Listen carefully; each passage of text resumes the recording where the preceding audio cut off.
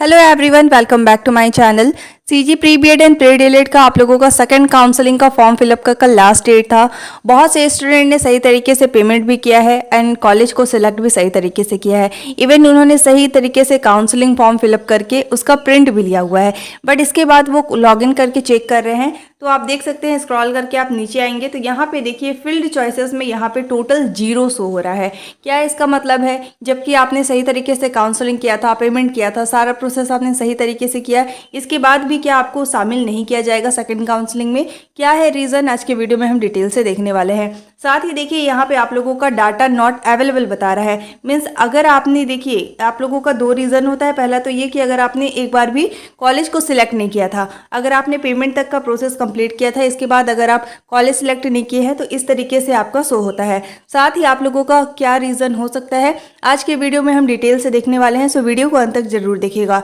अब देखिए मैं आपको प्रोसेस बता दे रही हूँ कि किस तरीके से आपको चेक करना है कि आप लोगों का कॉलेज यहाँ पे शो हो रहा है या फिर नहीं हो रहा है। तो इसके लिए देखिए सबसे पहले आपको एससीईआरटी के ऑफिशियल वेबसाइट में विजिट करना है। विजिट करने के लिए आपको किसी भी ब्राउजर में लिखकर सर्च कर लेना है सीजीएससीईआरटी। जैसे ही आप सीजीएससीईआरटी लिखकर सर्च करेंगे आपके सामने एससीईआरटी का पेज आ जाएगा। अब आपको स्क्रॉल करके इसमें नीचे की तरफ आ जाना है और यहाँ पे देखिए सबसे पहले नंबर पे लिखा हुआ है SCERT Chhattisgarh DElEd online counselling 2020। अब आपको सिंपली फर्स्ट लिंक पे क्लिक कर लेना है।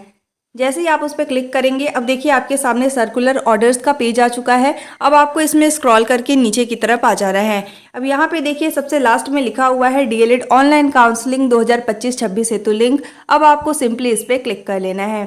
जैसे आप उस पर क्लिक करेंगे अब देखिए यहाँ पे आप लोगों को स्क्रॉल करके नीचे आना है। ये आप लोगों का प्रोग्राम डिटेल का पेज है। अब सबसे इम्पॉर्टेंट ये हो जाता है कि देखिए कल आप लोगों का काउंसलिंग का लास्ट डेट था। अब आज आप काउंसलिंग नहीं कर सकते, कॉलेज को ऐड नहीं कर सकते, कोई भी चेंजेस आप काउंसलिंग फॉर्म में नहीं करा सकते, क्योंकि देखिए यहाँ पे आप लोगों का क्लिक टू अप्लाई की जगह क्लिक टू लॉगिन का ऑप्शन प्रोवाइड कर दिया गया है। मीन्स अब आप केवल लॉगिन करके चेक कर सकते हैं कि आपने सही तरीके से काउंसलिंग किया है या नहीं। अगर आपका मान लीजिए कॉलेज सेलेक्ट नहीं हुआ या फिर मान लीजिए कोई मिस्टेक भी हो गया है तो भी आप लोगों को अब अलग से टाइमिंग नहीं दिया जाएगा कि आप एससीईआरटी के ऑफिशियल वेबसाइट में विजिट करके वहाँ पे कोई भी चेंजेस कर पाए।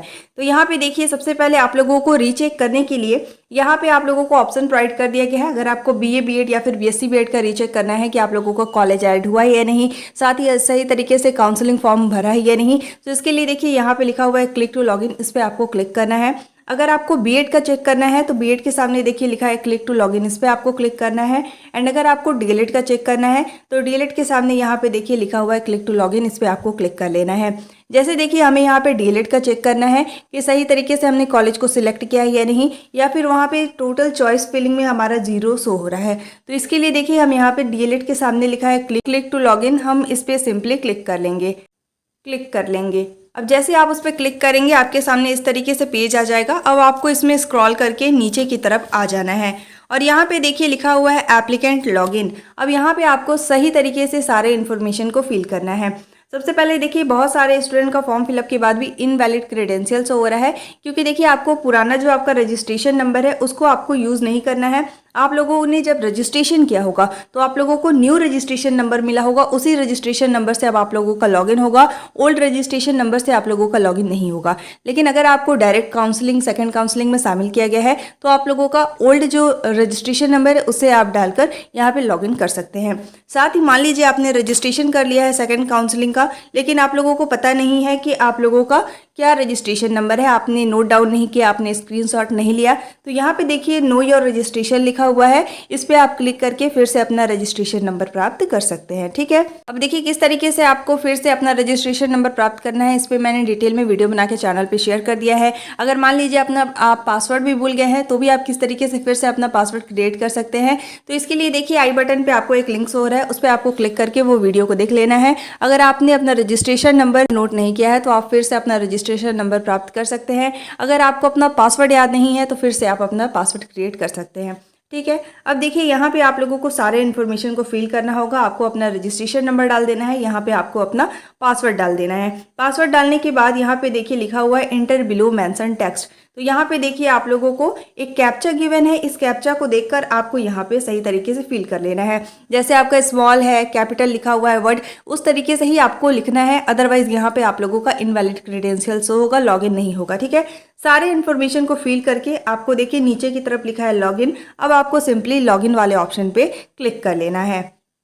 अब जैसे ही आप उस पर क्लिक करेंगे आपका एससीईआरटी के ऑफिशियल वेबसाइट में प्रोफाइल जो है वो ओपन हो जाएगा। तो चलिए सबसे पहले हम यहाँ पे लॉगिन कर लेते हैं। अब देखिए जैसे ही आप उस पर क्लिक करेंगे आप देख सकते हैं यहाँ पे सीजी व्यापम के ऑफिशियल वेबसाइट में आपका प्रोफाइल लॉगिन हो चुका है। साथ ही देखिए यहाँ पे आप लोगों का मॉडिफाई चॉइसेस का जो ऑप्शन है उसे क्लोज कर दिया गया है, मीन्स आप इसमें कोई भी करेक्शन अब नहीं कर पाएंगे।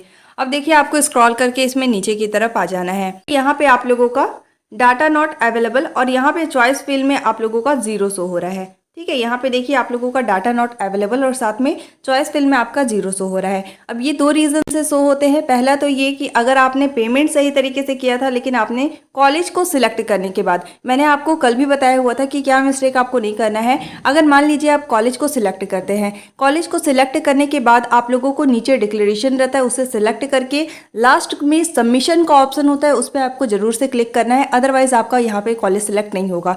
उस कारण से भी आप लोगों का इस तरीके से डाटा नॉट अवेलेबल शो होता है। मीन्स आपने एक भी कॉलेज सिलेक्ट नहीं किया, और अगर आपने एक भी कॉलेज सिलेक्ट नहीं किया है तो आप लोगों को काउंसलिंग में शामिल नहीं किया जाएगा और आपको कोई भी कॉलेज अलॉट नहीं होगा। सेकेंड इंपॉर्टेंट थिंग कि जैसे मैंने आपको बताया था कि जब आपका सेकेंड काउंसलिंग स्टार्ट हो रहा था तो उस समय भी बहुत सारे स्टूडेंट का यहाँ पे टोटल 0 शो हो रहा था, साथ ही डाटा नॉट अवेलेबल शो हो रहा था। ये किस कारण से शो होता है? ये बेसिकली आप लोगों का कई कारण से शो होता है। कई बार सर्वर एरर होता है, इसके कारण भी आप लोगों का इस तरीके से शो होता है। साथ ही आप लोगों का एससीईआरटी के ऑफिशियल वेबसाइट में जब ग्लिच होते हैं, राइट, आप लोगों का कोई अपडेशन होता है या फिर किसी ऑप्शन को क्लोज करना है या प्रोवाइड करना होता है, तो उस समय भी आप लोगों को इस तरीके से डाटा नॉट अवेलेबल और सारे प्रोसेस को आपको यहाँ पे हटा दिया जाता है। तो ऐसे में देखिए अगर आपने फाइनल सबमिशन कर दिया है, आपने कॉलेज को सिलेक्ट भी किया था, आपने सही तरीके से पेमेंट भी किया है, तो आपको परेशान नहीं होना है। क्यों नहीं होना है? क्योंकि देखिए थोड़ी ही देर के बाद आप लोगों को इस तरीके से देखने को मिल जाएगा कि आपने जो भी कॉलेज सिलेक्ट किया था, चाहे वो प्राइवेट हो, गवर्नमेंट हो, जितने भी कॉलेज सिलेक्ट किया था आपका यहाँ पे शो हो जाएगा। तो आपको परेशान नहीं होना है। बहुत सारे स्टूडेंट का कॉमेंट आ रहा है कि हमारा यहाँ पे हमने सही तरीके से पेमेंट किया है, काउंसलिंग किया है, बट यहाँ पे हमारा डाटा नॉट अवेलेबल शो हो रहा है और चॉइस फिलिंग में 0 शो हो रहा है। ठीक है, तो ये आप लोगों का बेसिकली सर्वर एरर के कारण शो हो रहा है, तो अभी आपको वेट कर लेना है।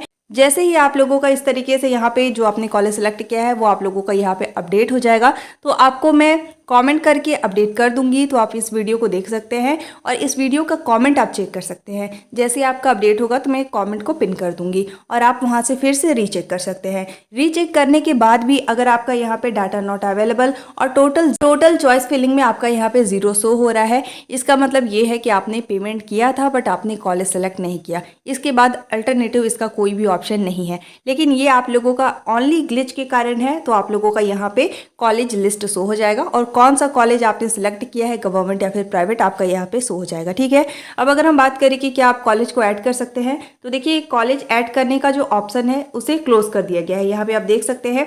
और मैंने जैसा बताया कि कोई भी चेंजेस करने होते हैं, कोई भी अपडेट करना होता है, तो इस तरीके से आप लोगों को ग्लिच शो होते हैं। साथ ही देखिए यहाँ पे चॉइस फिल करने का जो ऑप्शन है उसे क्लोज कर दिया गया है, मीन्स यहाँ से अब कोई भी कॉलेज को आप ऐड नहीं कर सकते।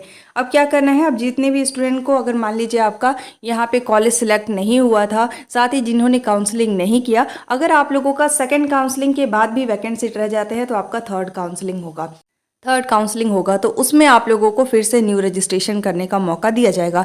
अब ये बेसिकली डिपेंड करता है कि किस तरीके से आप लोगों का रूल रेगुलेशन जारी होता है। कई बार ऐसा होता है कि अगर आपने सेकंड काउंसलिंग कराया हुआ है, आपको कॉलेज अलॉट नहीं हुआ है, तो आपको थर्ड काउंसलिंग में शामिल कर लिया जाता है और कई बार आप लोगों को फिर से न्यू रजिस्ट्रेशन करने का मौका दिया जाता है।